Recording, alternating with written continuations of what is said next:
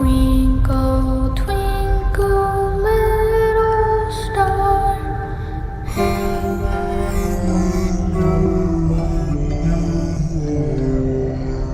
He's alive!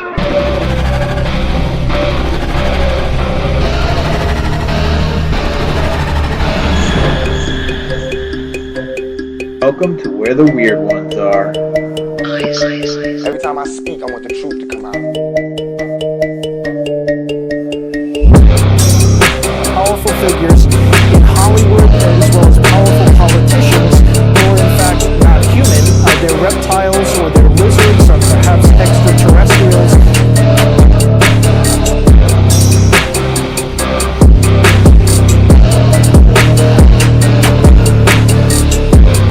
I don't think it is a human. I think it's a Sasquatch.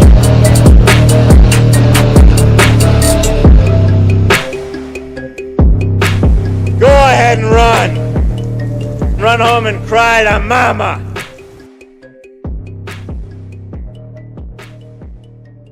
Let's get weird.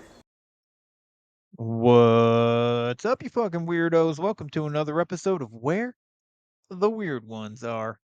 My name is Kevin, but you probably already knew that, and if you didn't, now you do. Today's episode is with Josh Monday, host of Josh Monday Christian and Conspiracy Podcast. He's also a Christian rap artist. Yeah, today's episode is a good one. There's a lot of information to intake. Josh gives us a little bit of a presentation, so there's some diagrams to look at. So if you're not on the YouTube, just know that Josh does show us some stuff on the screen. So I think you can still get the gist of it through just the audio, so I don't think you're technically missing a whole lot. But if you do get the chance to check out the video form, because you're interested in that, it's there on YouTube. So, but yeah, man, Josh is amazing, dude. Like him a lot. You know, it's always fun to talk to people that have a lot of information about something. So we get into flat Earth. And I know you guys all have listened to me talk about it like several times now. Where I don't not 100% sure if I believe it, but I really enjoy talking about the conspiracy in itself. But today we get into the biblical aspect, the Bible verses and stuff that give credence to the flat Earth theory, if that's what you want to call it. But it's an interesting perspective. I don't expect everybody to believe it, and definitely it's interesting. Um, and I think I might be believing it a little bit more now after listening to Josh talk. But no, if you're interested in the stuff that he gets into, definitely go check out his podcast.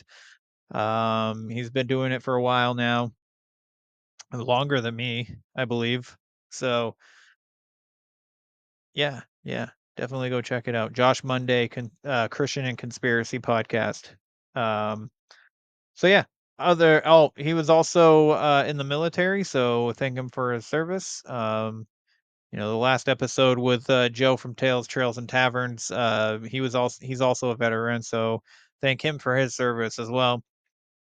I think I forgot to add that into the intro. So but anywho, if you guys are looking into flavoring up your food and you like garlic, you want to make your own pizza and stuff like that, I highly recommend Bigfoot's Breath from Flavors of the Forest. It's raw garlic dust that they freeze dry the garlic, and they create this dust, and it's really potent, very fucking tasty. I highly recommend it. You should definitely go get yourself a bottle, maybe 10. They also have spicy garlic. They have garlic dust infused with lion's mane, and they have a ginger. So If all that sounds fantastic to you, definitely go check them out. Also, the ginger and garlic are in my hot sauce, so you should definitely get some hot sauce. But yeah, flavorsforest.com/weird. Go get yourself some today. And then get yourself some hot sauce at Where the Weird Ones podcast, Where the Weird Ones Are podcast.com. All right. You can get the merch there. You can leave a rating and review. You can get the story that I'm writing, the blog, and all that stuff. Every Sunday episode drops. So chapter 4 will be coming out this coming Sunday. So please like, follow, share, subscribe, leave a rating and review. I would greatly appreciate it.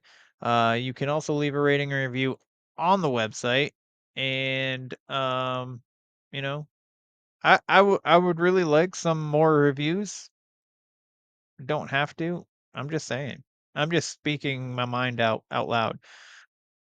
Also patreon.com/weirdos only. You can get the bonus content that I do. You become a member today. You get a free coffee mug and access to Conspiracy Tuesdays, story time, and early access to the show. So it's only $5 a month. Pretty inexpensive if you ask me, but I understand if you don't want to do that, and I also understand if you don't have the $5 to spare, you know.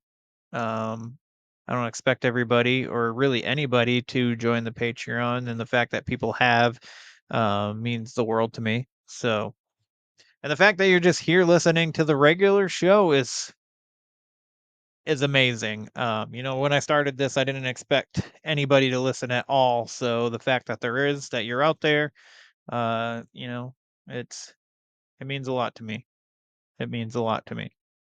So, with that being said, again, please check out Flavors Forest if you really want some garlic that tastes 10 times better than the store brand shit. Check out some hot sauce. I got a new flavor coming out pretty soon. So, and go check out Josh at Josh Monday Christian and Conspiracy Podcast. So, without further ado, let's get into it with Josh on the biblical flat earth. They're coming to get you, Barbara.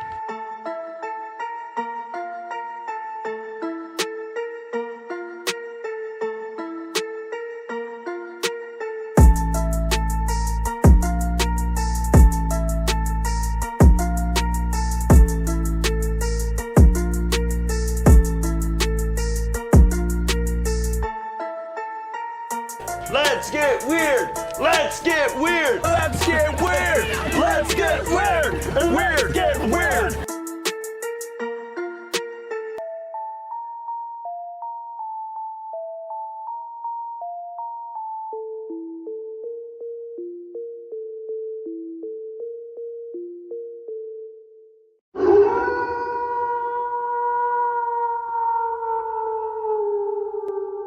Natasha from Cryptids, Creeps, and Conspiracy, and you're listening to Kevin from Where the Weird Ones Are. What's up, everybody? Welcome to another episode.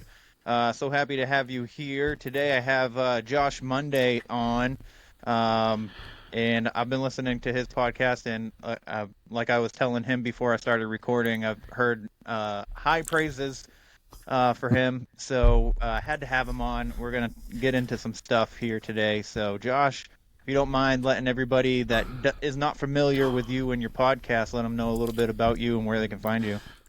Okay, so my show is called Josh Monday Christian and Conspiracy Podcast. We actually take a conspiracy, show you how it relates to the Bible. It's me and my brother. Sometimes I do solo episodes. Sometimes it's me and my brother on, my co-host. And so one of the subjects that we came across, since we take a conspiracy, show you how it relates to the Bible, one of the subjects that we came across was flat earth, which now I call biblical cosmology.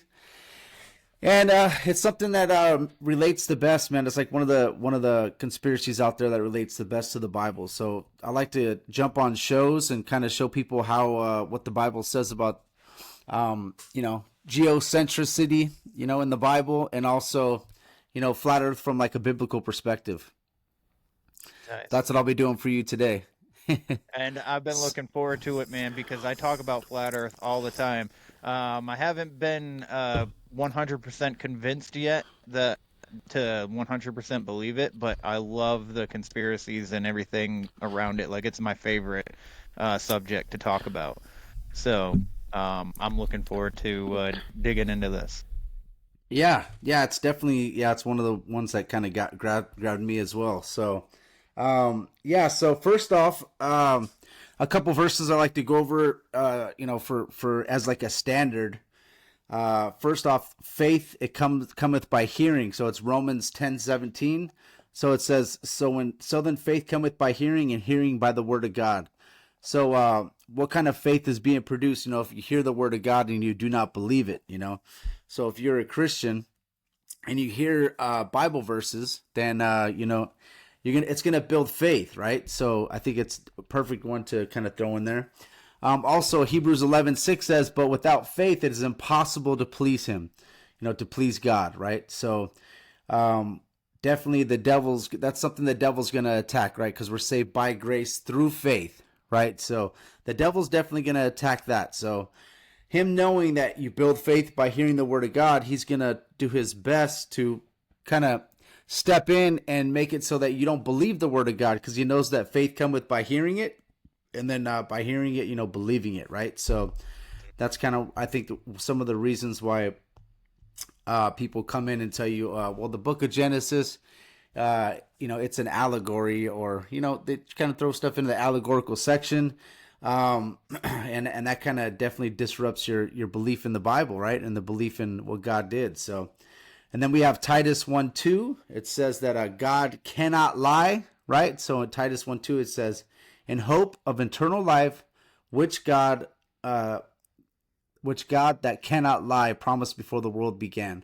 So it says that God cannot lie, right? So, and then in Hebrews 6:8, it says it's impossible for God to lie, right? So it says that which by immutable things, which it is impossible for God to lie. So those are a few verses I like to go over. Another one is Numbers 12 verses 4-8, and what it's speaking about. I won't read the whole thing because it's kind of a thick little section, but it says, "And the Lord God suddenly unto Moses and unto Aaron and unto Miriam came unto thee into the tabernacle of the congregation, and the three came out, and the Lord came down in the pillar of the cloud and stood at the door of the tabernacle and called Aaron and Miriam, and they both came forth. And he said, Hear now my words. If there a prophet among you, I, the Lord, will make myself known unto them in a vision or in a dream. My servant Moses, not so, who is faithful in all mine house, with him I will speak to him mouth to mouth." So what I take from that is, the book of Genesis, or like the first 5 books of the Bible, Torah, they say is written by Moses. And he also, up on Mount Sinai, he spoke to Moses, gave him the 10 Commandments, and also, gave him the Torah, and also gave him the law, right? So when God speaks to the other prophets, he comes to them in visions and in dreams. So that kind of validates the book of Ezekiel. It validates the book of Amos. It validates the book of Isaiah. Validates the book of Jeremiah. All the prophets, right? If like in Ezekiel, when I speak about Ezekiel, like when you guys hear the verses in there, who's given Ezekiel the vision? What it's saying here is that the Lord God is giving them the vision, right? So we got to understand it validates that, and then also it validates the book of Genesis when I go over these verses, because God spoke to him face to face or mouth to mouth. There's no scientist alive right now that could say that. There's no human being alive right now that could say that they spoke to God face to face and mouth to mouth, right? I think the only people I see in the Bible that spoke to God face to face would be like Adam in the garden. He was walking with God, speaking to God. Jesus, I believe in the Trinity, so I believe he is God, but he was a human on earth, right? And he was able to speak to God face to face. So that's the only 2 people I think. All the other ones are all in visions and dreams, but Moses spoke to him face to face, mouth to mouth. And then I think the other one is Elijah. I don't know if you know about that one, but in Elijah, he also went up to the mountain and spoke to God as well, right? So I think that's interesting. So, all right, so we have that. Another one is 2 Timothy 3:16. It says, all scripture is given by inspiration of God and is profitable for doctrine, for reproof, for correction, for instruction in the righteousness, that a man of God may be complete, thoroughly equipped for every good work. So that's all the verses I like to go over, so that kind of use those as like a boundary to when you hear all the verses. If you place them all against that, then like, hey, this stuff is legit. It's good. You got to understand it. One more I forgot. John 5:45 is another one where Jesus says, if you do not believe the words of Moses, how can you believe my words, right? So that's something that I think is very important for everyone to understand. And another thing is, as a Christian, I think we should filter science through the Bible, not the Bible through science. I think it's really happening a lot right now where people are compromising for science when it comes to evolution, when it comes to the Big Bang and then the heliocentric model. So, all right, any questions on any of the verses I went over so far? I do not. I'm not familiar with any of them, but it sounds pretty straightforward from the way you explain it. Yeah, so, all right, so we're going to get in first to what the scientists say so that people understand what's happening there. Are we allowed to share screen? Let me see. Yeah. I wonder if I have my, let me see if I have my, it's kind of been a while. I want to see if I have, I know I got this. This one is good. Let me see if, I forgot how to do this on the Riverside app. We could do share screen. Right next to the phone emblem there on the end. I don't think I have to give you permission on here, like Zoom. Okay, share screen. Yeah, I was looking for a video. All right, so we'll share screen in a little bit because, let's see. Project 1.2. I guess we could just go to, hold on. Let me just Google this real quick. Yep. All right, sorry guys.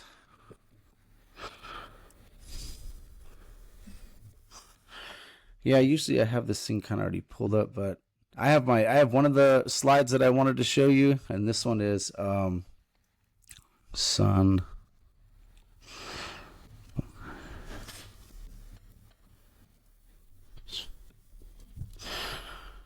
There it is. All right, let's see if oops, I don't want that sound. Could you hear the sound right there? No. Oh, you couldn't? Okay. No. Yeah, that was kind of loud. Sun flying through space. Oh yeah, there's an ad. That's why. Okay. Let's mute that. There we go. All right, cool. So it's gonna have an ad, so I don't want to share it until. All right, here we go, and then share screen.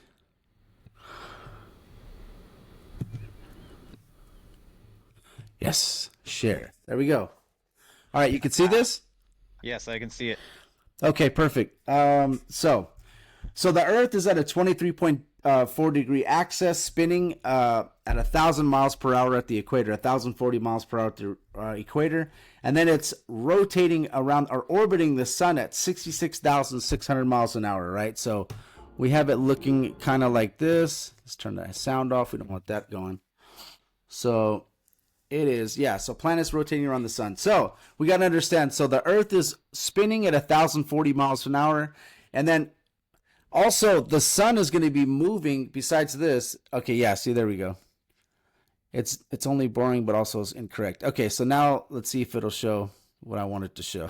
Sorry, not picture this instead. Yeah, this should be it. So there we go. So the sun is moving at 550,000 miles an hour. The Earth is actually spinning around the sun or orbiting at 66,600 miles an hour. And while the Earth is actually spinning at 1,040 miles an hour at the equator. So all this is happening right here. And then also the moon is orbiting us at 2,200 miles an hour as well, 2,288 miles per hour. So all this stuff is happening, bro. And, just to let you guys know, the fastest bullet moves at, is going to be moving at 2,600 feet per second or 1,800 miles per hour, right? So check out what's going on here, man. I think it's just crazy. See all this going on? Yeah. All this is happening right now, and I'm able to sit at my table and sit here on Zoom with no problem without my computer flying everywhere, right? I just think Right. it's crazy, man. So we have that. Let's go back to the Riverside screen. Okay, so I stopped. How do I stop screen share? Right there. Perfect. So we have that. So just to let you guys know, the fastest bullet moves at 1,800 miles per hour, right? So for that's not even close to what we're orbiting around the sun at, you know. So we're orbiting the sun at 66,600 miles an hour, which is an interesting number. I'll come back to that later. And then the moon, like I said, is actually orbiting us faster than a bullet, right, at 2,288 miles an hour. I don't know if you ever got into the moon landing, but can you imagine knowing all that information and then being an astronaut and just saying, yeah, no problem, I'm just going to go ahead and come out there and land on the moon, knowing all that information. First try, boom, they just shot it, bam, got to the moon. I know there was Apollo 10 Apollo missions supposedly before this, but can you imagine being an astronaut and doing that? Yeah, no, I can't. It's funny to say like everything's moving at and it's Earth's on an axis. We're moving at such and such a speed, but nothing's disrupted, and blah blah blah. And they're actually coming out with a movie basically telling us that the moon landing was fake, and it's coming out this summer. Yeah, So full disclosure on that. Yeah, that's fucking interesting too. So it's super interesting. So I just want to show you guys all that, and then another super interesting thing, which I never learned in school, is that 525,000 miles is how fast we're chasing the sun. In school, all I saw was the sun, like, in the center, and I saw the planets rotating around it, and I never was told that we were orbiting at 66,600 miles an hour. Never told that. So if I would have known all these numbers, probably even as a kid, I probably would have thought it's ridiculous. But at this point, as an adult, when you learn all this stuff, you're like, wow, man, this is crazy. And then another thing is the sun is at 93 million miles away. That's another thing that I think is astronomical. It's crazy. And then the closest star, that's another thing. They say the closest star is 4.4 light years away. So that is actually 24 trillion miles away, because 1 light year is actually 6 trillion miles, right? So these are numbers that we never learn until you go to college. You're already fully indoctrinated. So when they tell you these numbers, you're like, okay, cool, sounds good. You know, it's nuts, man. The weird thing about that, I'll say real quick, is at night, for these stars to be so far away, how come we can see them? Because the human eye can't, even on the plane of Earth, we can't see very far. You know what I mean? So it's interesting to be able to actually be able to see stars. To me, anyway. And it's the same stars every night, same constellation. Yeah, for it to be doing all that, the sun moving across the sky and everything's orbiting like this, and then for you to see the same constellations every night, for me, I think that is impossible. But no, it's because they're so far away. It's like, okay, paradox. It's crazy, bro. So we have that. And then there's the scientific trinity, okay? There's 3 different things that they kind of mentioned to us that I believe it's like a scientific trinity. Try to be like a God killer. We have the Big Bang Theory. We have evolution, and also the heliocentric model, right? So evolution's the Big Bang is the first one we'll go over. George Lemaitre, Belgian cosmologist, Catholic priest, Jesuit, right? Trained priest. So we got to understand that. And whenever you're a conspiracy theorist, you hear the word Jesuit, red flag should definitely pop up, right? So what they say is 13.8 billion years ago, the size of a pin exploded, right? And then all the planets all came together, right? Through gravity. So the crazy thing is the order that they say everything happened. They say first that the stars came first, then the sun came second, and then the earth came third. You're going to find out in the Bible, it's completely different. It says that the earth came first, and then on day 4, the moon, sun, and the stars came. So you have the earth first, then the moon, sun, and the stars, and then those are placed in the firmament, which I'm going to show you guys. So we have a totally different opposite. Even though there's Christians that believe in the Big Bang Theory, you got to understand, besides the elapsed time that they need so that they can have evolution and all this other stuff added on, the time is also different than the Bible completely. But you have the stars coming first, like the backdrop, right? Then they have the sun, because the sun has to have the planets orbiting around it. So they have to have the sun come, and then the earth, and then all the planets come after that, right? So 4.6 billion years ago, they say the sun came. Then 4.5 billion years ago, they say the earth came, okay? So we have that. And anytime I've ever seen an explosion, all I see is destruction. I've never seen any explosion. I was in the United States military. We had to watch videos and all the stuff on explosions. I have never seen construction. I only see destruction. But according to them, an explosion happens and all this construction comes together, right? All these planets form. Perfect spheres, right? So the thing about the Big Bang Theory is it is a theory. So yes, definitely. It's a theory, right? And they don't even let you know that in college or high school. They just tell you that Big Bang, this is exactly how it was created, as if they were sitting there with God. Like, yeah, this happened. But no, man. And the scientists only live on the earth for like, what, 65, 70, 80 years. They're not eternal like God is, right? So we know that they weren't there for this. Nazis anyway. Yeah, exactly. So now the next one we have is going to be evolution. Charles Darwin, right, was the one that came up with the evolution theory of evolution, other theory, and it actually came from his great grandfather, right? His great grandfather is a 33-degree Freemason. So now his great grandfather's son, which is Charles Darwin's dad, was a preacher, so he didn't want to come out with it. But Charles Darwin took all the information and he ended up publishing it and coming out with it. So that came also from the occult. So the Big Bang Theory, Jesuit, which I believe is the occult, evolution, 33-degree Mason, came from the occult as well. Now we have the next one in the heliocentric trinity, or the scientific trinity, is the heliocentric model. And Copernicus was the one that came out with that. He just happens to have a Freemason lodge named after him, CHP 246. So, and every time you see Copernicus, he has a compass in his hand. So I do believe he definitely was part of the occult as well. And he was a Catholic priest. The Jesuits came out in 1540. He published his paper in 1542 on his deathbed, supposedly. And, that's when they came out with the heliocentric model.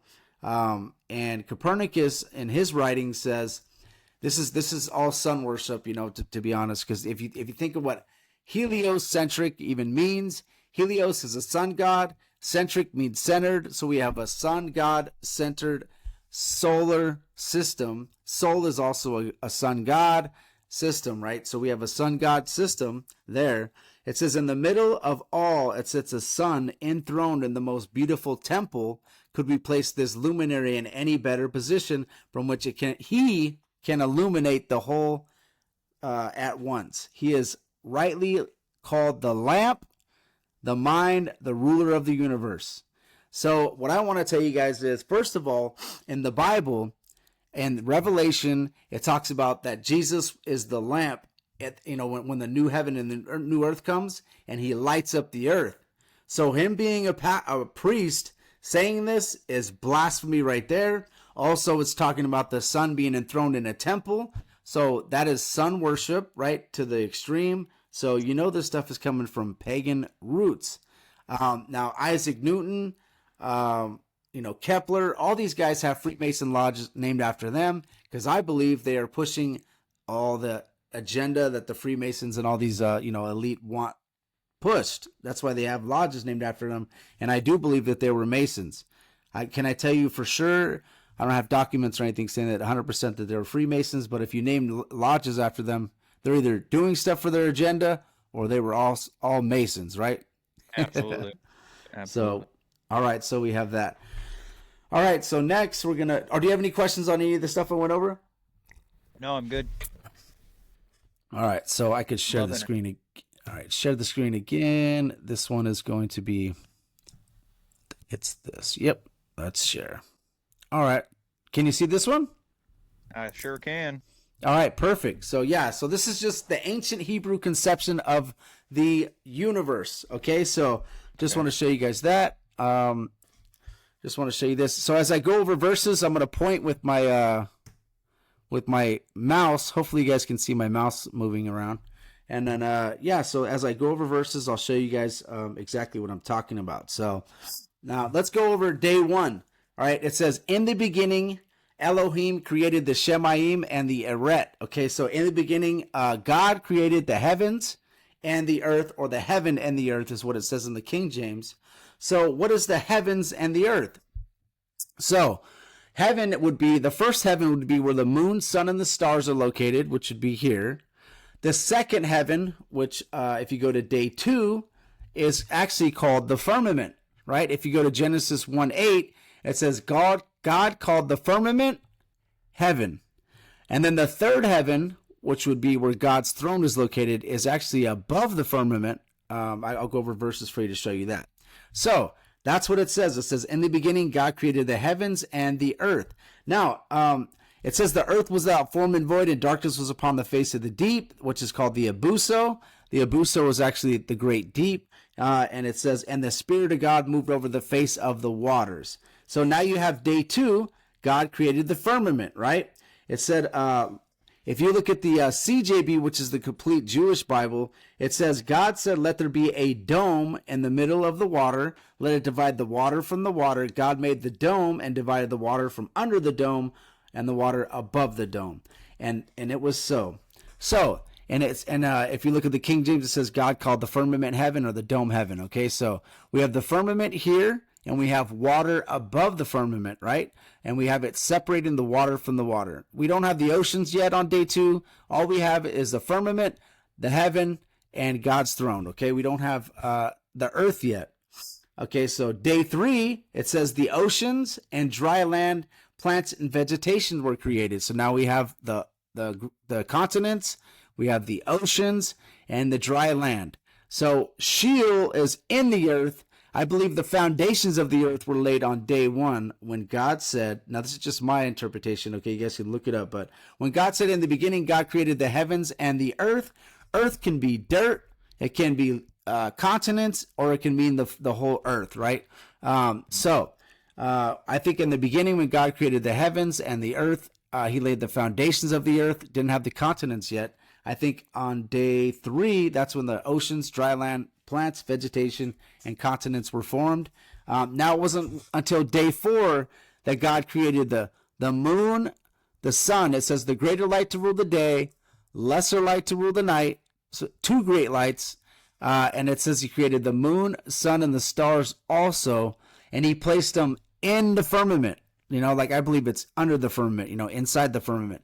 And then, now you have the firmament, you have the moon, sun, and the stars. That's on day 4. So if you look at the heliocentric model, what was the sun or the earth rotating around on day 3, right? There was no sun. So I don't believe it matches up very well with the heliocentric model when you look at actually how the Bible puts it. Now, also, it says that God created the moon, sun, and the stars for signs, for seasons, and to light up the earth.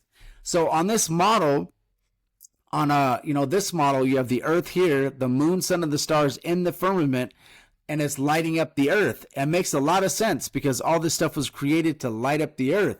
Greater light to rule the day, lesser light to rule the night, and the stars also was made for signs, seasons, and to light up the earth. Because God created this special for us, right? Does that make sense? Yes. Yeah. Yeah, so he created it for us. If it's to light up the earth, it's not to light up different galaxies, Andromeda, all these different things. This is actually to light up the earth. It's made special for us, right? So we have that. Now I'm going to go over a couple verses that actually talk about a fixed earth, right? An earth that's not moving. We have Zechariah 1:11. It says, and they answered the angel of the Lord and stood among the myrtle trees, and he said, we have walked to and fro through the earth, and behold, all the earth sitteth still and is at rest. We have 1 Chronicles 16:30. Tremble before him, all the earth. The world is firmly established, and it shall not be moved. Psalms 93:1 says, the Lord reigns, he is clothed with majesty, the Lord is clothed, and he has girded himself with strength. Surely the world is established, so it cannot be moved. Psalms 96:10 says, the Lord reigns, the world is also firmly established, and it shall not be moved.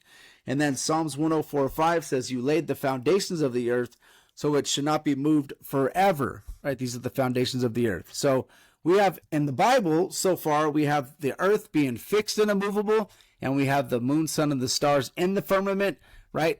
So I think it's really interesting. So any questions on any of those verses? No, sir. So you'll see a pattern. Usually what I do is I go down, I'll tell you guys a bunch of verses, and then I'll ask you if you have any questions or any comments on any of that stuff. So, all right. So now I'm going to show you guys biblically the sun and the moon and the sun are moving in the Bible, not the earth. I already showed you that the earth is fixed and immovable. So we have Joshua 10 verses 12 through 13. Then spoke Joshua to the Lord in the day when the Lord delivered up the Amorites before the children of Israel, and he laid in the sight of Israel. The sun stood still upon Gibeon, and the moon in the valley of Ajan, and the sun stood still, and the moon stayed until the people had avenged themselves upon their enemies. Is it not written in the book of Jasher? So the sun stood still in the midst of heaven, and has not go down about a whole day. So we have the sun and the moon standing still in two geographical locations, which I think is interesting, until the enemy, till they avenge their enemies, right? So we have that. And then, so that's the sun and the moon standing still. The earth is still, right? So it's not saying that he stopped the earth from moving and the sun, it's actually saying that the sun and the moon stood still. So that has the sun and the moon moving. And then if you go to Habakkuk 3:11, it says, the sun and moon stood still in their habitation. At the light of thine arrows they went, and the shining of thy glittering spears. So Habakkuk is actually speaking about Joshua 10, because if you continue reading in Joshua 10, it's saying that it never happened again. So Habakkuk is actually talking about this event. So we have two witnesses in the Bible, which is what we look for in the Bible. We have two witnesses talking about the sun standing still and the moon standing still. So now we have the sun going backwards 10 degrees. If you look at Isaiah 38, verses 7 through 8, it says, and this is a sign to you from the Lord, that the Lord will do this thing which he has spoken. Behold, I will bring the shadow on the sundial, which has gone down with the sun on the sundial of Ahaz 10 degrees backwards. And if you look at the word gone down, goes down, or arose, in Ecclesiastes, if you click in the Strong's Concordance, it actually means to come forth, or to come forth. What's the other way? To come or to go. Come forth or to go forth, right? So it doesn't mean like to rise or to set, or whatever, like they say. It actually means to go forth. And in the flat Earth model. Oh, cool! I can see it. It's like this. All right. So in the flat Earth model, the sun goes away from you, and then it comes to you. In the Bible, if you click on, like if you go to Ecclesiastes 1:5, basically, and if you go to the Strong Concordance and you click go down, it actually says you could use to rise, come forth, right? It says to rise up, but to come out, to appear is what the definition is. So to come forth or to go away from. So I think that's interesting. Yeah. And then another thing I want to kind of go, well, I'll be going over the firmament with you guys in a little bit here, but so another thing I thought was interesting is this: the Bible talks about the moon is a light, the sun is a light. Okay, so that's something that's different, because what they say in the heliocentric model is that the sun shines off the moon, and it's a reflection off the sun, and then that's why we see the moon lit up. If you go outside at night and take a picture with your cell phone of the moon, it looks just like a light. I mean, it is bright, dude. And it gives you a glare on your camera too, like a normal light would. Yes, exactly. Which is weird to me, and it's also weird. What's weird to me, for Earth to be a globe, and the sun and the moon to be out at the same time, and you only see one side of the moon, because supposedly the Earth is blocking half the light. But if the sun is right here and the moon's right here, what's blocking out that other side? You know what I'm saying? Yeah. So this used to be their definition of what was happening, and then people started kind of catching on. So now they're just saying that the sun is just shining off the moon, and it's so far away, and all this crazy stuff, bro. It's nuts. So the Bible is basically saying this in Genesis 1 verses 4 through 19. If you guys read it, it says, and God said, let there be lights in the firmament of heaven to divide the day from the night. Let them be for signs, for seasons, for days, for years, and let them be for lights in the firmament of heaven to give light upon the earth. And it was so. God made two great lights, like I said earlier, the greater light to rule the day, the lesser light to rule the night. He made the stars also. Now, in the heliocentric model, a sun is the same thing as a star is the same thing as a sun, right? So that's something that the Bible is distinguishing, saying the sun is one thing and the star is another thing. Also, in the heliocentric model, they say that there's 200 billion stars, and each one of those stars have planets rotating around them. So all the stars you see in the sky supposedly have planets rotating around them, orbiting them as well, just like our sun. And they're all moving just like our sun. So all this stuff is happening. It's crazy. And so what they try to do for you is like this. You're not special. There's 200 billion stars, which means Brian Cox, one of the astrophysicists, says, well, that means that there's probably about roughly 20 billion Earths just like us out there. So they want you to think that God made all those Earths too, and that you're not special at all. But in actuality, God doesn't say that. He said he made the moon, sun, and the stars, placed them in the firmament. They're here to light up the earth. He made the earth for us as humans. We're special. And they want to take away all that from you for sure. They don't want you to think you're special in any way. And in this heliocentric model, that's ever expanding universe, 1.3 million miles an hour. There's all these different stars and different galaxies, and there's all these different Earths that are just like us, and we are nothing. You know, that's basically we're pond scum in evolution that just ended up evolving into what we are today. But God actually made us in his image. He made it, and actually, if you look at 1 Colossians 1:15, it says that Jesus is the image of the invisible God. So we're actually made in Jesus' image, and we are special, man. And people just don't understand that. You know, they're not grasping that. And you know, it is what it is. I know a lot of Christians. I don't know a lot, but I know some that believe in evolution and they believe in the Big Bang and they think it lines up with the Bible. But it's interesting. I feel like they've worked, or whoever they are, have worked so hard to make us feel like there's no purpose to our existence.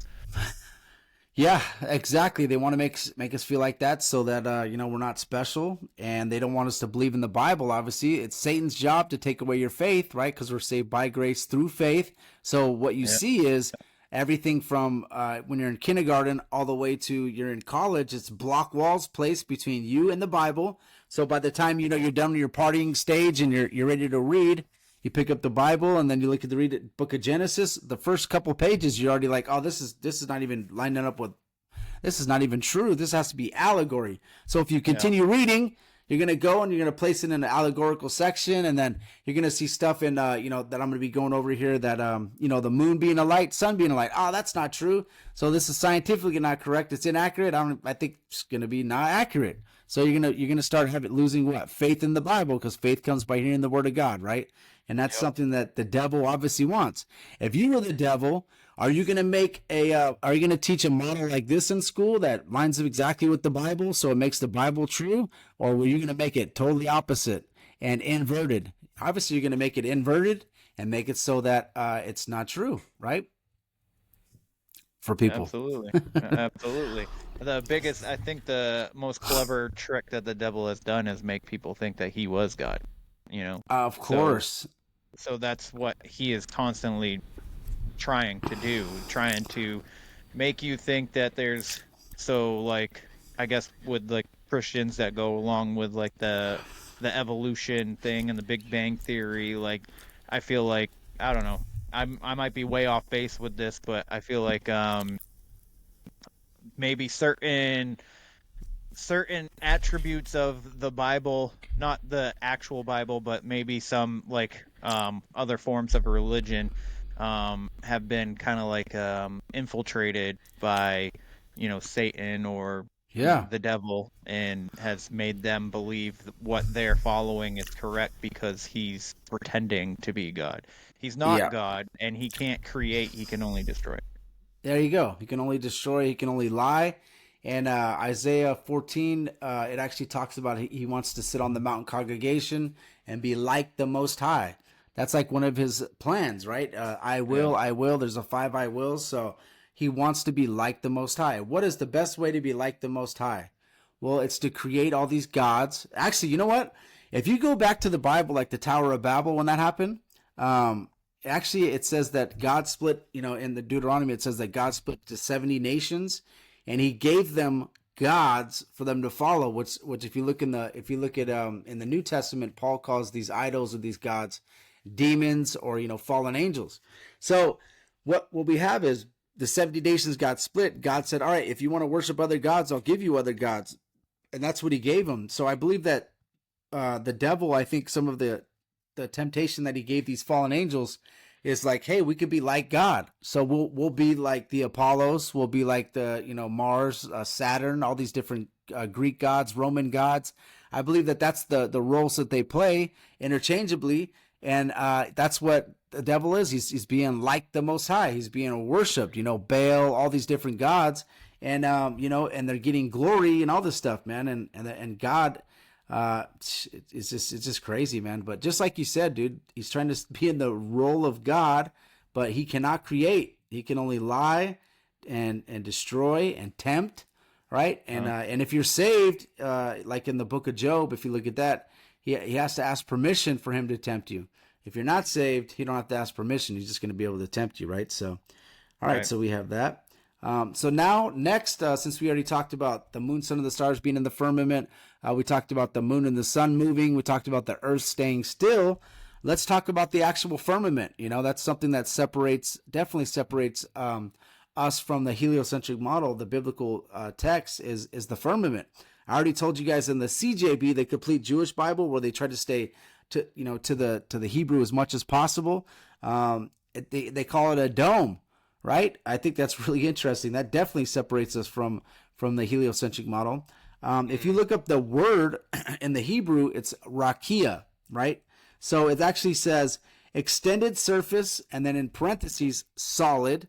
It says expanse or firmament. And when they break this down, in expanse, it says flat as base support, supporting the waters above, right? And then firmament, it says a vault of heaven supporting waters above. And then it's considered by Hebrews as solid and supporting waters above. Just like this picture right here, it's separating the waters from the water. So there's actually water above the firmament, and above that is going to be God's throne. All right, so we got to understand that. Now in the Greek, the word is stereoma, and that's actually going to be solid as well. So it's the Bible speaks as it being a solid. Solid. Now, what is it made out of? I couldn't tell you. I don't know. The Bible doesn't tell you exactly what's made of, but it does talk about it being like a crystalline firmament, right? So, like glass, it says it's like sea of glass, right? So it doesn't tell you it's glass, but it says it's like a sea of glass, right? So we have that. So now something that we have as well about the sun moving, I forgot to mention. It's going to be in Psalms 19:1. Okay, this is actually on Wernher von Braun's tombstone, which was the director of NASA, came over from Operation Paperclip. So yeah, he came out with the Saturn V, right? The Brotherhood of Saturnalia is what the Nazis actually used to be into, which is like a secret society out there. So he comes out and makes the Saturn V. So on his tombstone, Wernher von Braun put Psalms 19:1. Now, I believe that's like a breadcrumb, because if you continue reading, this is what Psalms 19:1 through 6 says. The first thing it says is, the heavens declare the glory of God, and the firmament showeth his handiwork. Now, if you click on handiwork, it actually is going to tell you, there's a couple words you could use there. One of them is achievement. So it says that the firmament showeth his handiwork, or God's achievement, right? So the heavens declare the glory of God, and the firmament showeth God's achievement. So if the firmament is God's achievement, what's another thing the devil's going to try to do? He's going to try to make you not believe in the firmament, right? Because it's one of God's achievements, right? It took him a whole day to even create it. It says, day unto day uttereth speech, and night unto night showeth knowledge. There is no speech nor language where their voice is not heard. Their line is gone out through all the earth, and their words to the end of the world. And then he set a tabernacle for the sun, right? A tabernacle. Now, that word tabernacle might sound, foreign to some people, but what tabernacle means, it's actually the sacred tent of Jehovah, or the sacred tent of God, right? So he basically says that he made a tent for the Son. And it says that the Son is like a bridegroom coming out of his chamber and rejoices as a strong man to run a race. His going forth is from the end of the heaven, and his circuit unto the ends of it. So it's talking about the Son moving like in a circuit. Now, if you do a race, you start at one point and end in the other, right? So we have that going on. We have the Son moving, and we also have a tabernacle, which is a tent. So so the firmament here is actually called the sacred tent of Jehovah. I think it's really interesting. So there's a tent or a tabernacle for the Son. So that's why I think it's good, man, to go into these words, and click on the Strong's Concordance and find out exactly, what these words are meaning here. Because you might just breeze through this and be like, all right, sounds like a metaphor. But, man, it gets really deep.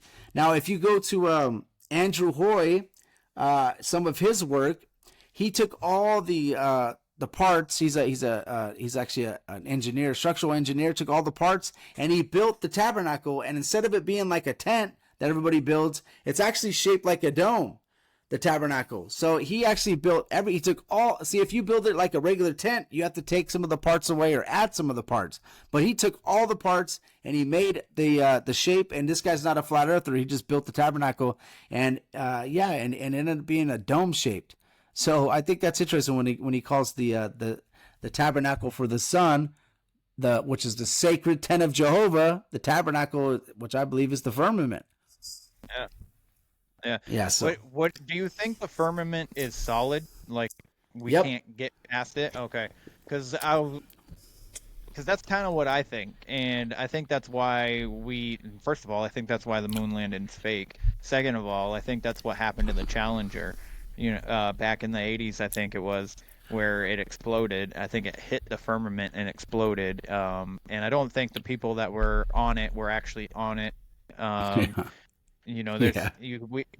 a whole nother rabbit hole of people with the same exact name looking exactly like the people that were supposedly on that craft. And I think our satellites have never left our atmosphere. I think they're held up by balloons. That's what I think.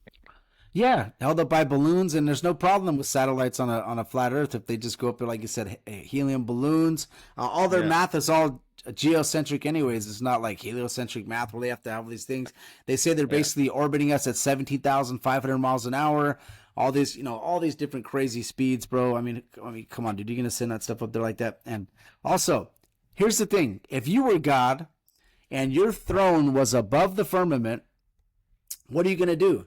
You're going to make sure that no physical person can ever make it through the firmament into heaven. You're not going to allow people to go into heaven. So what would you do? You place a physical barrier that no human can ever get through. Now, there's something called Operation Fishbowl. This is Fittest Flat Earther's shirt. I'm just shout out to him. Operation Fishbowl.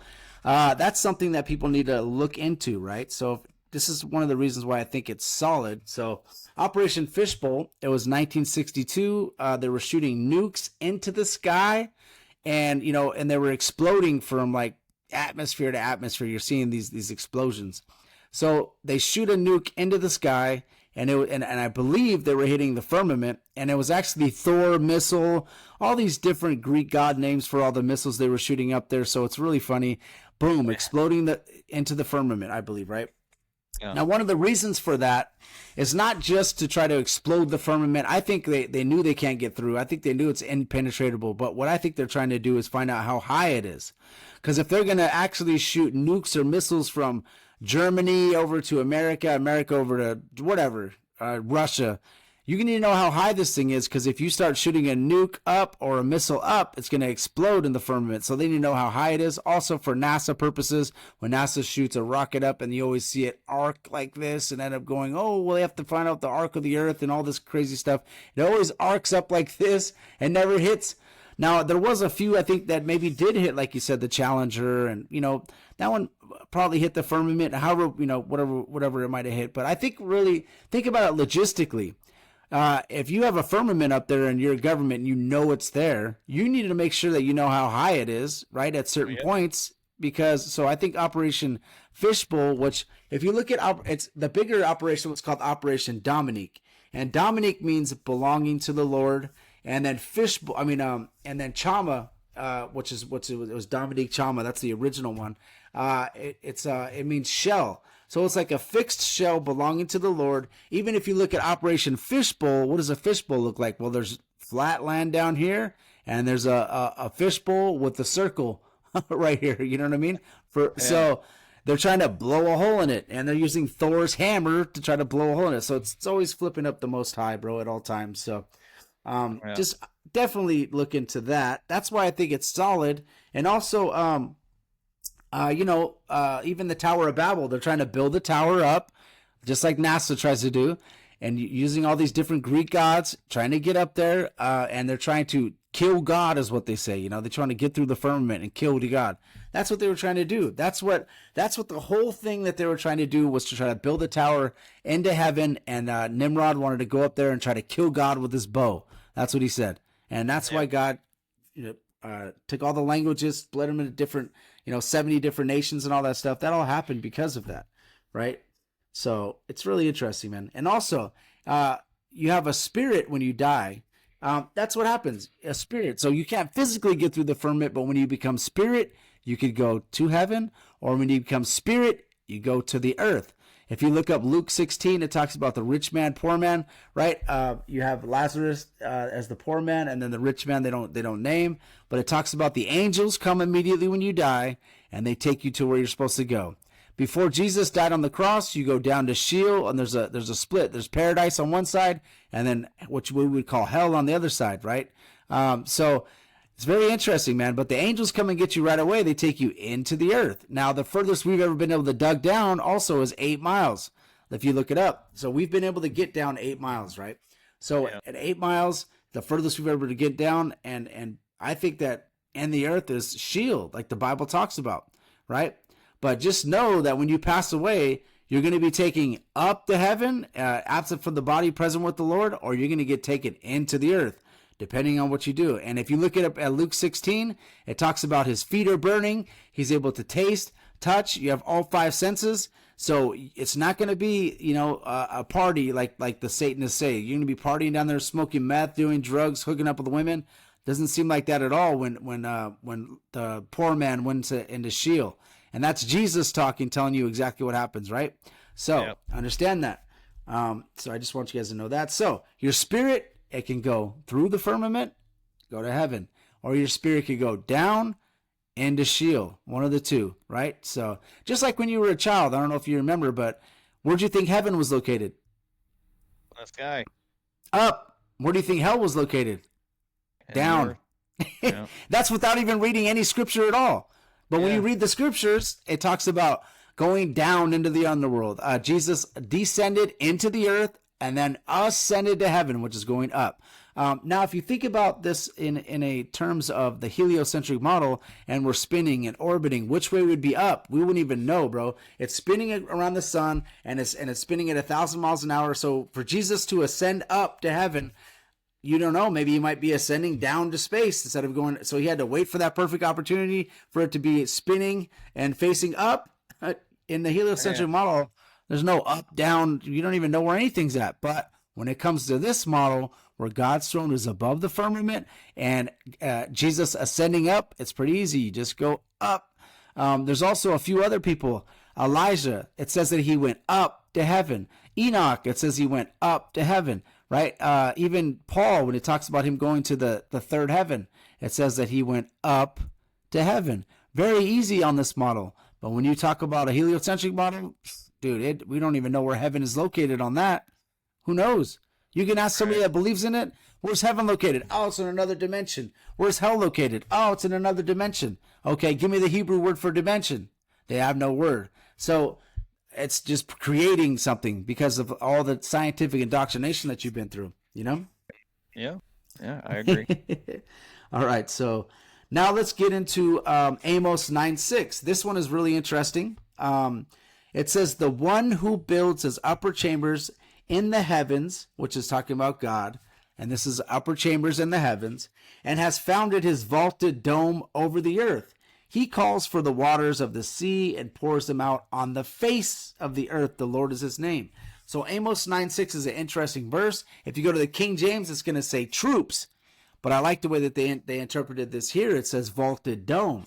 So when you click on that word vaulted dome, it actually says what binds heaven to the earth.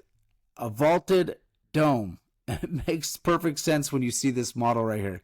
So Amos 9:6, vaulted dome binding heaven to the earth. How is it binding heaven to the earth? There's a solid dome and God's throne is above the firmament. So we have that. Now, what I talked about, the molten looking glass, Job 37:18. Hast thou him spread out the sky, which is strong as a molten looking glass? And if you click on that word strong in the Strong's Concordance, it says solid. So the sky is solid. All right. Very interesting. We have that. And then also in that Isaiah 14, I was going over earlier, 13 through 15, where he talks about Satan trying to be like the Most High. I'll read it real quick. It says, for you have said in your heart, I will ascend into heaven. I will exalt my throne above the stars of God. I will also sit on the mount of congregation on the farthest sides of the north. I will ascend above the heights of the clouds. I will be like the Most High. Yet, and it says, yet you should be brought down to Sheol, to the lowest depths of the pit. So that kind of gives you an idea of what's happening. So where's God's throne located? Above the stars. So what's above the stars? The firmament. So you see what Satan's saying it right there, that I will ascend. And it also talks about being in the furthest parts of the north. Now, the North Pole would be in the center of the flat earth, right? And what's above the North Pole? I believe in the very center would be God's throne. So in the farthest parts of the north, like this says. And it says, I will ascend above the heights of the clouds. I will be like the Most High. So God is above the clouds, God is above the stars, and his throne is above the firmament. So and it also talks about being brought down to Sheol, which means that Sheol is in the earth. It's okay. Yeah. So very interesting. So we have that. All right, do you have any questions on any of this stuff? No, I'm good, man. I'm loving it. This is awesome. Yeah, so guys, sorry that I'm shotgunning so many verses, but this is what I have to do in an hour and a half. This is just what we got to do, man. We got to shotgun these and really hit on these. So here's a very famous verse that a lot of globe people talk about, or heliocentric people say, well, this is the verse that talks about the circle, it talks about the sphere. But look, this is Isaiah 40, 21 through 22. It says, have you not known? Have you not heard? Has it not been told to you from the beginning? Have you not understood from the foundations of the earth? It is he who sits above the circle of the earth, and its inhabitants are like grasshoppers, who stretches out the heavens like a curtain and spreads them out like a tent to dwell in. Now we have that word tent or tabernacle again, right? So It says it is he who sits upon the circle of the earth. Now, in a heliocentric model, God would actually have to be outside the entire galaxies. He wouldn't be sitting on the circle of the earth. Now, he'd be sitting on the circle of the galaxies or the cosmos. But in this model, God is above the firmament. He sits upon the circle, like the flat earth model has a circle with a dome, and he's looking down on us like grasshoppers. It's no problem on a flat earth. This is a problem for the model that they want to come out with. And how do I know that God is sitting above the circle of the earth? Here's one of the verses. It says, Isaiah 66:1, it says, thus saith the Lord, heaven is my throne, and the earth is my footstool. So the earth is his footstool. Not the cosmos, not all this craziness, the earth. Now, what is the heliocentric model doing if God's throne is outside of all the galaxies? Because if you put the moon, sun, and the stars in the firmament, and it's ever expanding, they're actually bringing you further and further and further away from God. But in this model, God is above the firmament, and he is sitting here looking down on us like grasshoppers. If everybody knew that God was close, And watching us like grasshoppers, probably a lot more people would probably be sinning less. Not sinless. That ain't going to happen because even in the garden they were sinning, right? Yeah, right. So look. So now let's talk about that word sphere, or I'm sorry, that word circle. Now, this was translated from the Hebrew to the Aramaic to the Greek, and even in the Greek Septuagint, they had 6 people from each tribe translated from Hebrew to the Greek, and they chose the word. There was a word that they could have used, which is sphero. So they could have translated it to sphere right there, but no, they kept it circle because they wanted to stay true to the Hebrew. So it is actually talking about it sitting on the circle of the earth. And if you look at Isaiah 22:18, they had a word for ball that they could have used there. It says here in Isaiah 22:18, he will surely violently turn and toss thee like a ball into a large country. So he could have used the word ball there, but he chose to use circle because that's staying true to what God wanted us to know. Now let's go over God's throne being above the firmament. Okay, there's some verses that I could tell you there. One verse I'll go over before we go over that is Psalms 148. This is talking about the waters being above the heavens even after the flood. Something that people try to say is that there was a canopy around the earth, around the globe, and that it melted, and that's what caused the flood.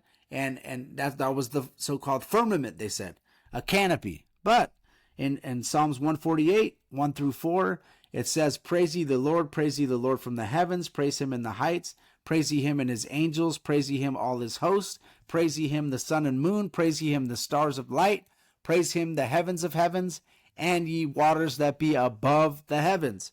So David right here, the king of Israel, who had a close relationship with God, is still telling you that there's waters above the heavens, right? So I think that's interesting. So we have that. Now let's talk about some verses where it talks about the God being above the firmament. Ezekiel 10:1. It says, then I looked, and behold, in the firmament that was above the head of the cherubims, there appeared over them as it was a sapphire stone, as the appearance and the likeness of a throne. Ezekiel 1:26, and above the firmament that was over their heads was the likeness of a throne, as the appearance of sapphire stone, and upon the likeness of the throne was the likeness of appearance of a man above upon it. So now we have Ezekiel in a vision from God. God cannot lie. It's impossible for God to lie, saying that he looked through the firmament, and what did he see? He saw the throne of God. Now, how do I know that there's only 3 heavens?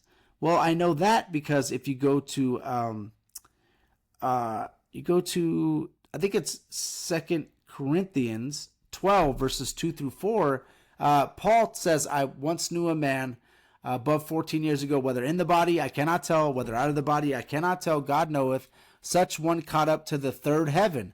As I knew such a man, whether in the body or out of the body I cannot tell, how he was caught up into paradise and heard unspeakable words which is not lawful for a man to utter. Now, one thing we need to understand is if he was caught up to the 3rd heaven, right, and if he was in a heliocentric model, Paul would have probably wrote 2 or 3 more books upon the fact that he was going through stars, dodging planets, and going trillions upon trillions of miles away to get to heaven. But instead, he says, I was caught up to the 3rd heaven and heard unspeakable words which I cannot utter. That's pretty simple. But dude, men are infatuated with space. So if Paul went through planet after planet, traveled all these different miles, he would know that he was out of the body, first of all. But what it is he just goes from the earth up to heaven. When I was in the body, out of the body, I cannot tell. You see what I mean? It's real easy. And so throughout the Bible, what you're seeing is a pattern. You're seeing God being up, his throne being above the firmament. You're hearing a firmament or waters below that, and then you're going to hear a firmament. You're hearing the moon, sun, and the stars in the firmament. You're hearing an earth that is fixed and immovable. Totally opposite, man. There's foundations of the earth, which are going to be here. Sheol is in the earth. You have the fountains of the great deep. You have verses talking about bottomless pits. You have, creatures coming out of the bottomless pit, You have fallen angels locked in the bottomless pit, the abuso, that sin. There's a whole bunch of stuff here. We have Sheol in the earth. We have before we had paradise on one side, hell on the other. Now it's just all hell. So man, it's just really interesting stuff, man, in the Bible. So I'll show you guys one more thing that you can kind of catch a glimpse into heaven. In Revelation 4:6, it says, "And before the throne there was a sea of glass like unto crystal, and in the midst of the throne, around about the throne, were 4 beasts full of eyes before and behind." So it's saying there was a throne, below is a sea of glass. You're going to hear stuff in the Bible, like in Revelation, talking about there being water, the sounds of water in heaven, rainbows, sapphire stone. So it gets really interesting, man. And also, why did they call God the Most High? Isaiah talks about God being the Most High. Angels in Luke came to Mary and said that God is the highest. There's also, other parts of the Bible where it calls God the Most High. The devil in Isaiah 14 says the Most High. Well, God is at the highest point of creation. He is called the Most High because he is the highest point of creation. He is above the firmament. Everything that is created is below him, right? So it's real easy when you see this model. When you see the other model, we have no idea where God is. We know that God is probably, if the firmament is outside of the entire galaxies, then God is further and further away, ever expanding. It's a lot of stuff that just doesn't make sense biblically, So one more thing I want to talk about before we wrap up, we're getting close here, is the flood. Okay, the flood is really interesting because in the flood it says that 3 separate events happen. It says that the fountains of the great deep were broken up. It says that the windows of heaven were open, and it says that it rained for 40 days and 40 nights. So what it says is basically, it says that the fountains of the great deep were broken. So if you had Noah's ark here and the water came from below, that would actually raise his ark up. And then it says the windows or the sluices of heaven were opened. The windows of heaven would be in the firmament. The waters above came down, started filling up this fishbowl. And then it says it rained for 40 days and 40 nights. So that would protect his ark because it would push. So the waters coming from below would push his ark up. And then the windows of heaven were open, and it rained for 40 days and 40 nights. Now, if you continue reading, when God ended this, he said he closed the fountains of the great deep, and he said that he closed the windows of heaven, and it stopped raining. So there's 3 separate events. Now, if you go to church and they talk about this happening, all I hear is them saying the windows of heaven was a metaphor for it raining, and that the fountains of the great deep were broken, so water came from in the earth. But, dude, if you look at this model, it makes way more sense, bro. The windows of heaven or sluices were open, so water came from above. In the very beginning, it came from below, and it rained for 40 days and 40 nights, right? So it makes sense, bro, totally. And all it has to do is fill this enclosure, and it was 15 cubits above the highest mountain. So as long as it's higher than Antarctica and higher than, well, I don't know what the highest peak is, what Mount St. Helen or whatever, the water would fill up the fishbowl, and you have a firmament here, so the water fills up, no problem. On a heliocentric model, who knows how that's going to work, bro? How is that going to flood the whole ball? That's why all the scientists will say, oh, the flood's not true, Bible's not true, this is all metaphorical, allegorical. If it was true, that's not how it is, bro. If you look at the model that the biblical cosmology, it all makes sense, It does. And then another thing that we see in the Bible is the stars are going to fall from heaven. Okay, so that right there, actually, Dave Weiss, a flat earther that that's out there, he does all these videos and everything. I don't know if you ever had him on yet. He said that when he was when he went to church when he was younger, he heard that the stars are going to fall from heaven, and that immediately turned him off, saying that the Bible's not true, and he never wanted to read the Bible again until he got into flat earth, right? So we have Revelation 6, verses 13 through 15. It says, "And the stars of heaven fell onto the earth, even as a fig tree casts her untimely figs, which she has shaken a mighty wind. And the heaven departed as a scroll when it is rolled together, and every mountain and island were moved out of its place." So one thing we have here, we have the stars falling from heaven, right? Stars falling from heaven. So we have stars falling to the earth, right? Now, that's interesting. If you talk about a heliocentric model, the stars are bigger than our sun, then how does that even work, bro? All the stars falling to heaven, to earth. Doesn't work. And it also says the heaven departed as a scroll. If you look at what the heaven, the firmament is called heaven. So it says the firmament departed as a scroll. And when Jesus comes back and it says every eye will see, it says that the heaven departed like a scroll, the firmament, and Jesus comes through on a cloud. Now, in this model, it makes a lot of sense. The heaven departed as a scroll, Jesus comes through on a cloud from heaven, and every eye will see. Now, every eye will see, not every cell phone, not every satellite, not every whatever they try to say it is. Every eye shall see is what it says. Shall is a word that they use there, and I think it's really interesting. So every eye will see. So that's something I think on a heliocentric model that's hard, because if he came in, only a fourth of the earth would be able to see him. Not every eye will see, but on a flat earth with the firmament, Jesus coming through, it says every eye will see. See, very interesting. So we have that. And also Jesus, when he was on the earth, he cannot lie. You know, he can't commit a sin. One of the 10 commandments is you shall not lie, right? So in here, in Mark 13:24-25, it says, but in those days after the tribulation, the sun shall be darkened, the moon shall not give her light, and the stars of heaven shall fall, and the powers that are in heaven shall be shaken. So the stars are going to fall. Jesus says it right there, right? We already went over the flood, which is good. And we also have a couple verses like in Daniel 4:10-11. It's actually talking about, this is a vision, him going to the highest tree and seeing the ends of the earth. I don't really use the ends of the earth argument like a lot of people do, because there is parts where God's talking about the ends of the earth, like people coming from the ends of the earth. I don't really talk about that argument, but you know, it's just interesting. You know, you can look at the Bible. Sometimes you'll see ends of the earth or the earth having an end to it. And I don't really go with those arguments, because there is some verses that kind of go against that, where he might be talking about the ends of the land, because earth can be used as land, can be used as dirt, can be used as a geographical location, or it could be used as the whole earth, right? So I don't really go with those arguments. So I like to stick with these. So, all right, I talked about Elijah going up to heaven, Enoch going up to heaven. The earth is his footstool. That's actually in the New Testament and in the Old Testament, that the earth is his footstool. And it makes total sense on this model. God's throne is here, and he's standing on the crystalline glass. There's water below him. Earth is his footstool, you know? So it makes total sense on this model. So we have that. All right, so let's go. We'll wrap this up like a bow. This is actually perfect, man. This is like a perfect hour. So it'll give you like 10 minutes for questioning if you want to have some questions. So right here we have God. Okay, when in 2 Thessalonians 2:11, it says, and for this cause God shall send them strong delusion, that they should believe a lie.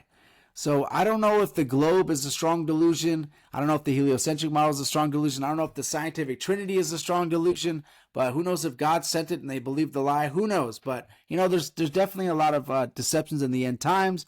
But what I want to show you guys is some of the stuff that's 666 in the heliocentric model before we end. This is not my own research. This is like, this is Rob Skiba and a bunch of other flat earth researchers that kind of came up with these numbers. So this is not me telling you this. This is just other people's research. So I kind of looked up most of them, but some of them, I don't know. I think you must have to do some math to get to it, but I'll show you guys them anyways. So we have, first of all, every 1 mile is 8 inches squared on the curvature calculator, right? So if you look up 8 divided by 12, which is, you know, how many inches are in a foot, it actually comes out to 0.66 of a foot. So in 1 mile, it's 0.66 of a foot. In 10 miles, it's 66.6 of a foot. In 100 miles, it's 6,666 feet. So we have that. We also have the Earth orbiting the sun at 66,600 miles an hour. So we have 666 there. The Earth's circumference is 600 times 6 times 6 nautical miles. The Earth is at a 90-degree axis, so if you minus 23.4, it actually comes out to 6 66.6 degrees. See, because they say it's at 23.4 degree axis is where it's at. If you subtract 90, it's actually going to be 66.6 degrees. Isaac Newton came up with his theory of gravity, first started writing it in 1666. The force of gravity on Earth is supposedly 666 newtons. The speed of sound is equal to 666 knots. The diameter of the moon is 2160. If you take 6 times 6 times 60, it's 2160. The distance to the moon is 6 times 60 times 666 miles. And the Arctic and Arctic celestial sphere is 66.6 degrees north latitude, 66.6 degrees south latitude. So we have a lot of 666s there. And they say the surface temperature of Uranus is negative 6 times 6 times 6 degrees. So that's all the sixes. There's more, but I just like to go over those.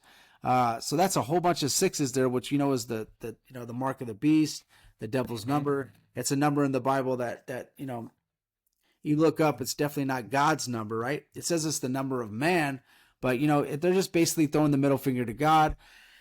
If you look up NASA, look up all their ships that they're sending off supposedly to space. You're going to see Artemis. You're going to see Mars. You're going to see a Mars rover. You're going to see all these different Greek gods. You're going to have Apollo going to the moon. You have all these different Greek gods and Roman gods as the names of their ships.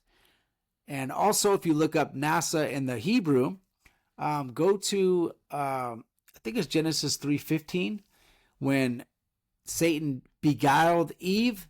If you click on that word beguiled in the Hebrew, it's nasha or nasa, N-A-S-A, beguiled, right? To deceive.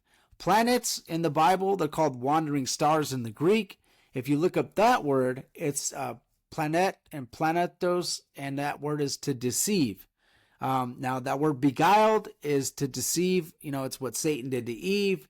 It's what Satan is doing to us now through NASA. He is deceiving us, beguiling us, and making us believe all these crazy things when we're going against our God-given senses, right? So just understand that. Research what I'm saying. Look at all the verses I came up with. You can go through each one. Go to the Strong's Concordance. Click on the words. Find out exactly what they mean. You'll know that I'm not here just saying what, I've studied this. I've done so many different shows on this.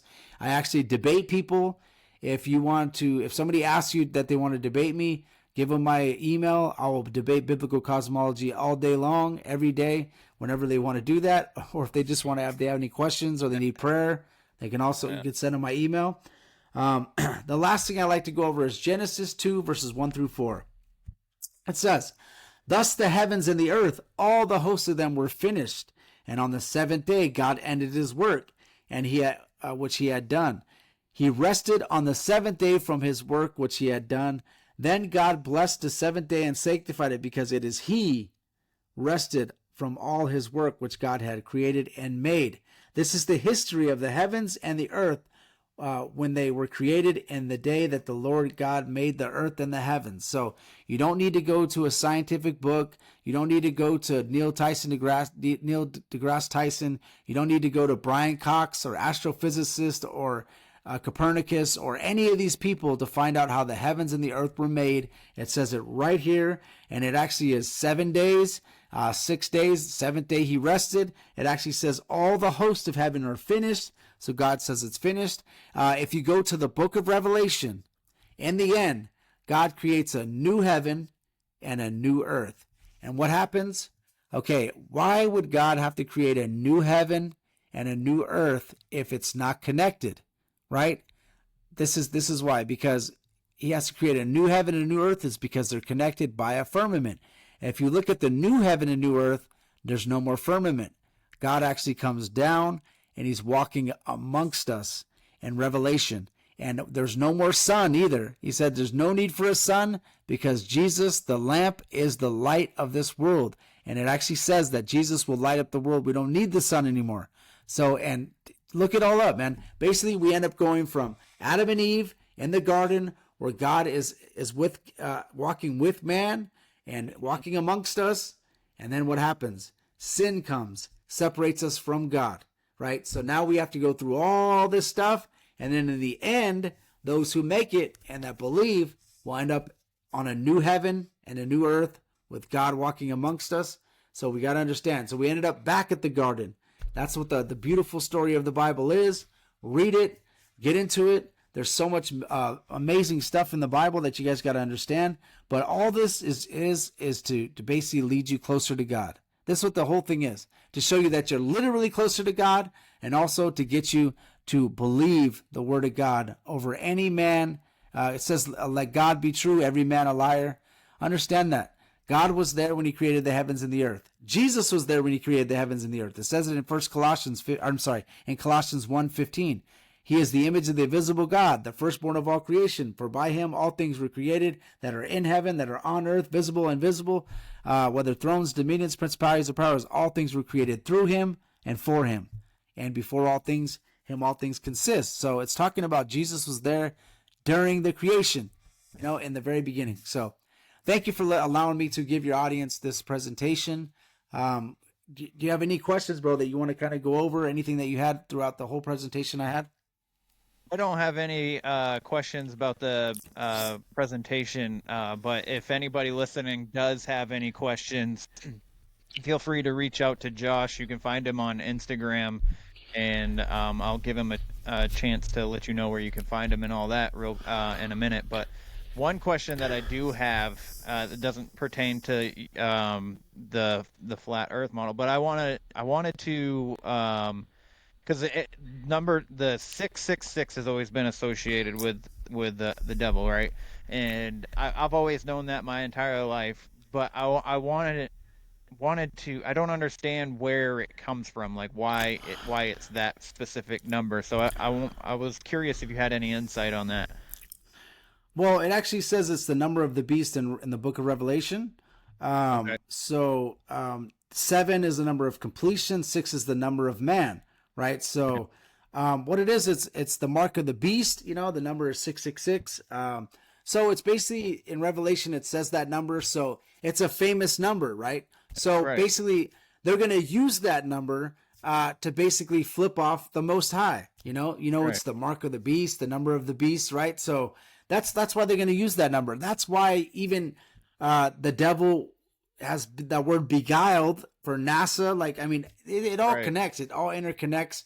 That's what I believe, man. And people could say you're crazy, but bro, we're in a spiritual battle. In Ephesians 6 verses 6:12, it talks about we wrestle not against flesh and blood, but principalities of evil. It actually says, in high places. What is that talking about? High places. Well, that's where the moon, sun, and the stars are located. That's where spiritual battles are happening. That's where these entities are located, right? And people might say I'm crazy, but what do you call Saturn?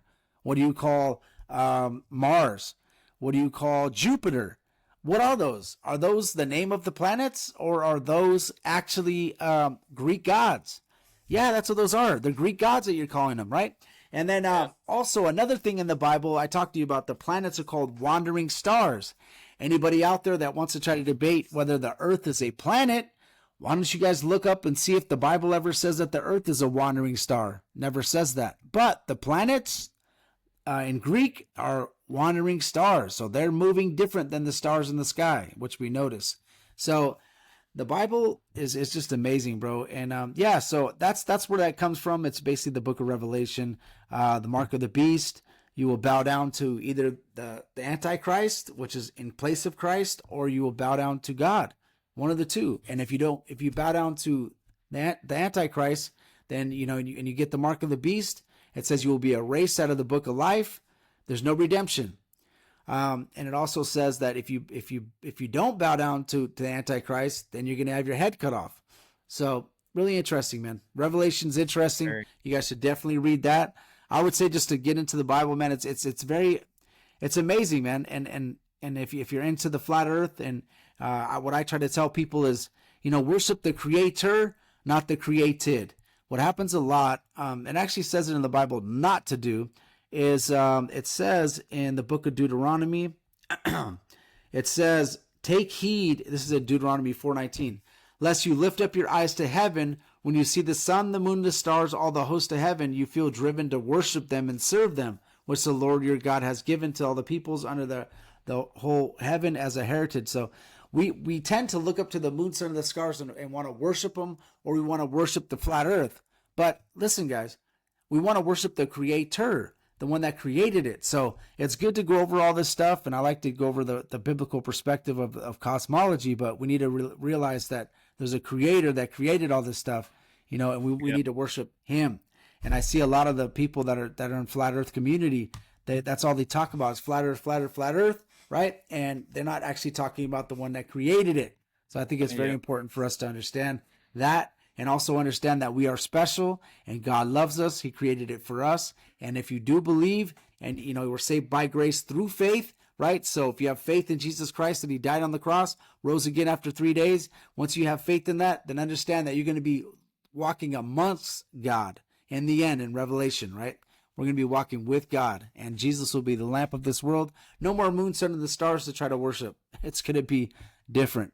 And yeah, so anybody that wants to get a hold of me, my Instagram is Josh Monday _podcast. And then if you want to get a hold of me on YouTube, it's Josh Monday Music and Podcast. And if you want to look me up on audio, it's Josh Monday Christian and Conspiracy Podcast. That is our show. And we have 191 episodes now. We've had all different guests, from Gary Wayne to Ryan Peterson to Heidi. She's been on our show. She's super nice. We have, Cryptid Warfare. I've been on their show before. I've been on so many different shows now. God is great, man, blessing me for to be on all these shows. And I appreciate you letting me be on your show too as well, bro. Thank you. I appreciate you taking the time to sit down with me, man. Time is our greatest currency, and the fact that you took this time to do this, it means the world to me. So thank you. No worries. We'll stop sharing so that way we can see each other. There we go. Oh man, this was great, man. Because I've always been like on this line of flat Earth, and the way that you presented it makes it like more solid proof for me. Because I've always been like, maybe not. But I really appreciate you taking this time to do this, man. It means a lot. So thank you. But yeah. So there is a chance, I'll just say this. If the globe is 100% true, at some point we ended up finding that out, which I don't know, man. There is a chance of geocentricity. So everything I went over in the Bible, you see that the geocentric, where everything is orbiting around us. And I know Witsa Gets It is one of the guys that does flat earth debates, and he does talk about it being flat, plane and everything. I just thought it's just interesting that the geocentricity part of the Bible is definitely there as well. Just to let you guys know. There's a movie called The Principle, if you guys want to watch that. It's Robert Sungenis, Dr. Robert Sungenis. It'll show you, he talks about the earth being a globe, but everything is orbiting around us. So there's a movie called The Principle, which is really interesting, scientific type stuff. But I get more into the biblical part. If you want the scientific stuff, you can go to Witsa Gets It. He does a good job of that. Dave Weiss and all those guys. And then if you do download the app of what is it called? The Moon, Sun, and Zodiac, Flat Earth app, just put Josh as the reference code, and it'll put on there. It'll give me like a ding on there or whatever. I don't really care. You don't have to do that. But if you want to put that on the reference code, you can put Josh in there. And besides that, thank you, bro. And God is so great for allowing me this time to speak to you guys. And if you guys need prayer, or if you have questions about what I went over, just hit me up on Instagram, or you could, get a hold of me on YouTube. Just leave a comment below. Hey, I watched it on this certain episode, and I have a question, and I have no problem answering it for you. Perfect. Well, guys, please go check out Josh's podcast. Go if you need and if you have any questions. Again, go to his pages. But that is the show today. So I greatly appreciate Josh for coming on, and I appreciate you all for listening. It means the world to me. So please like, follow, share, subscribe. If you go check out, actually, you should go check out Josh's podcast and leave a rating and review there as well. But you can also leave a rating and review on the website, where the weird ones are podcast.com. You can also get the hot sauce and the merch. So, anyways, that's all I got for you today. So again, thank you for, listening and or watching. And remember, question everything and stay weird. This concludes our broadcast day. Click.